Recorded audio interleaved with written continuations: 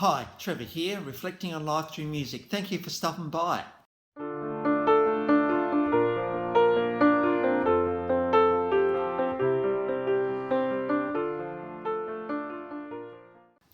Well, come in again today. You're very, very welcome. I trust you enjoyed my last video on keyboard whiz Herbie Hancock. And it was great to pay tribute, particularly through his song Rocket, which was a massive song for him, and how he fused jazz with electronic music. So trust you found him encouraging. Well, going on from there to 1947 in Seattle, Washington. But the family would actually move to Anaheim, California, and this is where this girl grew up. At the age of 7, because she was identified as a singer pretty early on, she was offered a recording contract. But her dad said, "No, hang on a minute, just a little bit too young for that yet." So unfortunately, no there. But at the age of 17, she was offered an opera singing scholarship. The girl we're talking about is Jennifer Warnes. Now, Jennifer's had two of the biggest movie songs in the 1980s, and we'll get onto those in a minute. But she started out singing folk music, and certainly through musical theatre and clubs, she was becoming quite well known. In 1968, she was signed to Parrot Records, which is a subsidiary of London Records, and she also took the female lead in the musical Hair. In 1971, she met the immortal Leonard Cohen, and certainly through the 1970s, it did start a lifelong friendship between those two. She was involved in backing vocals as well as a vocal, production of many of his albums, and so Leonard Cohen certainly would have taught her quite a bit. In 1976, she'd had a couple of albums before this, but she released Jennifer Warnes and the song Right Time of the Night. We've got a live version of that one below, and this song went to #1, so a breakthrough song for her in many ways.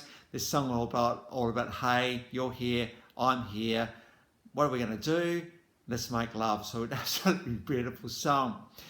Then 1979, out came the movie Norma Rae and the song It Goes Like It Goes. Now, I've got a compilation kit below, a bit of some clips from the movie.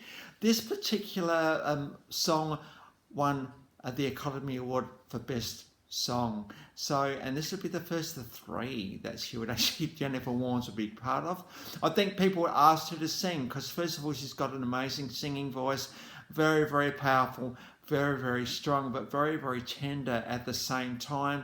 But she really just was the right girl to sing this and a few songs to follow.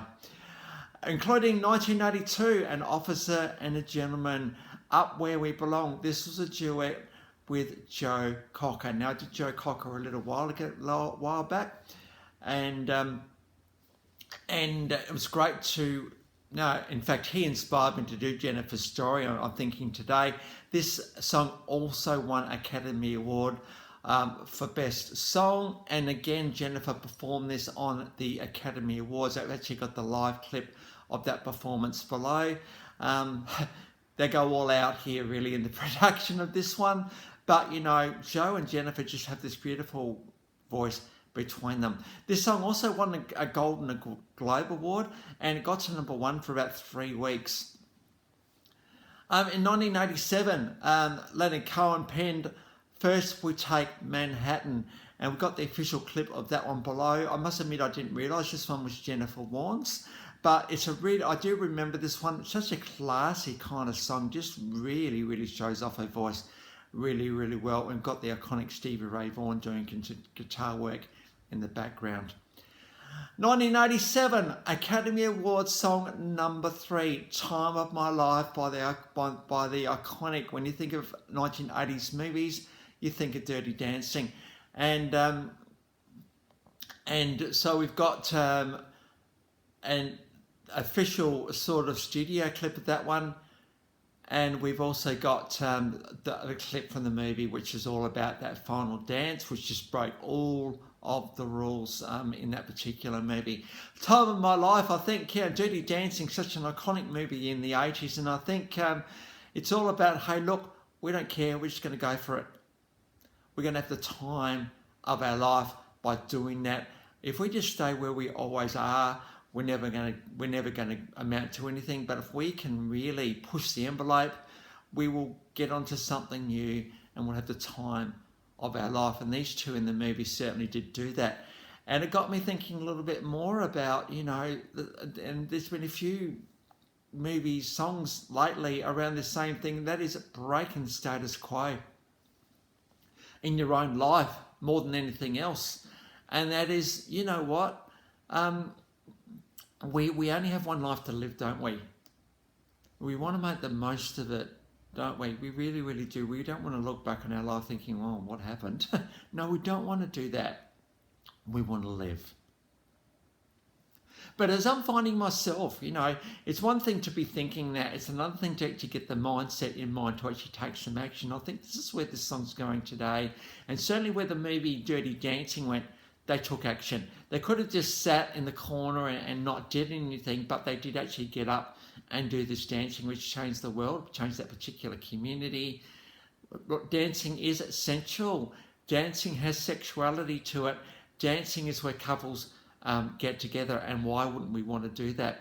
So I think time of our life is a real challenge to all of us to actually really, really stretch ourselves, stretch our minds, start doing things we'd never ever done before. Because why wouldn't we want to do that? Do you want to just stick to what we've always done? Or do we want to push the envelope? Live a life with no regrets even.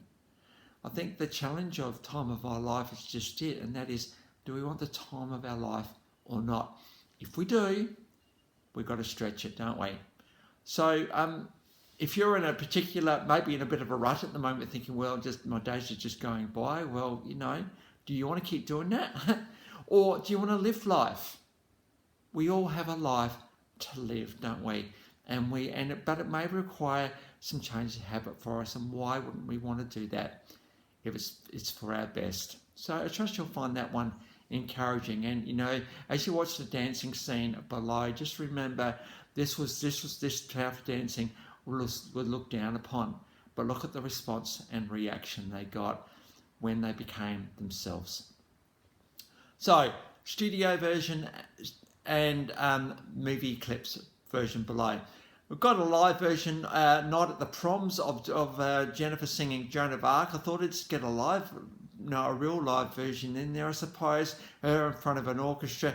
She has the voice that can absolutely carry a tune, and this is a well-loved song of hers, Joan of Arc. A bit of a different take, I'm thinking, on that story. We all know she was a bit of a warrior goddess, but this is looking at the woman, Joan of Arc. Quite an incredible song, really, in many, many ways. Between 1968 and 2018, 50-year career. It's actually quite a long time when you think about it.